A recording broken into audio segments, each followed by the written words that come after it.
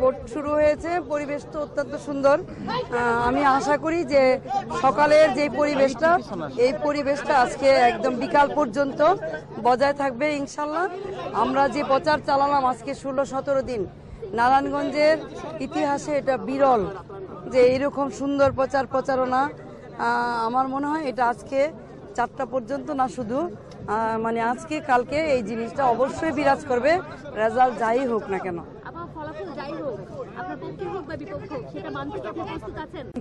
আমি সবসময় একই কথা বলে এসেছি, আমি জনতার রায় মানতে প্রস্তুত।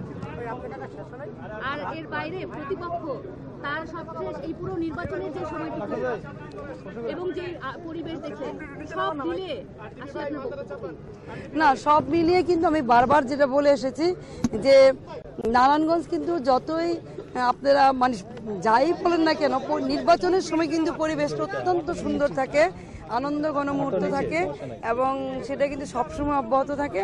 আশা করি যে এইবারও থাকবে এবং কি বলবো, আমি বলবো যে এখানে সুবাতাসেই বসেছে এবং একদম উৎসব মুখর পরিবেশ আছে, আমেজ আছে এবং আমার মানে আপনাদের কাছেও রিকোয়েস্ট থাকবে, অনুরোধ থাকবে যাতে আপনারাও এইভাবেই মানে জিনিসটা দেখবেন, যাতে মানুষ নির্বিঘ্নে ভোট দিতে পারে এবং আনন্দ ঘন পরিবেশ থাকে। একটা গুঞ্জন কিন্তু শেষ পর্যন্ত পিছু ছাড়লো না যে নারায়ণগঞ্জ আওয়ামী লীগেরই একজন ব্যক্তি যার কর্মীরা শেষ পর্যন্ত আপনার জন্য হয়তো কাজ করেনি বা তারা ভোট দিবে না, এমন ভাবে এই কথাটি আসলে আমার মনে হয় সঠিক না।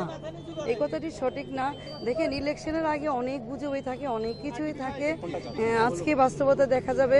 আর একজন ব্যক্তিকে সকলেই পছন্দ করবে এমন কোনো কথা না।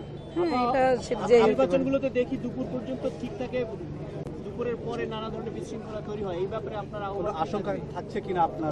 না, আমার তো মনে হয় যে আইন শৃঙ্খলা বাহিনী যেভাবে অ্যাক্টিভ আছে এবং তাদের এই অ্যাক্টিভনেসটার জন্য একদম শুধু ভোট মানে শেষ হয়ে যাওয়ার পরে না, ভোট গণনা থেকে শুরু করে টিল টুমরো যেন এটা অব্যাহতি থাকে। এবং আমার মনে হয় আপনারা যে আশঙ্কা করছেন বা আমি যেটা একজন প্রার্থী হিসাবে আমার ভিতরে শঙ্কা, ভয়, আশঙ্কা তো থাকবেই, এটাই থাকাটা স্বাভাবিক। কিন্তু আমার দৃঢ় বিশ্বাস যে আইন শৃঙ্খলা বাহিনী সেটা খুব দক্ষতার সহিত তারা মোকাবেলা করবে এবং নারায়ণগঞ্জে কোনো ধরনের কোনো অকারেন্স হবে না।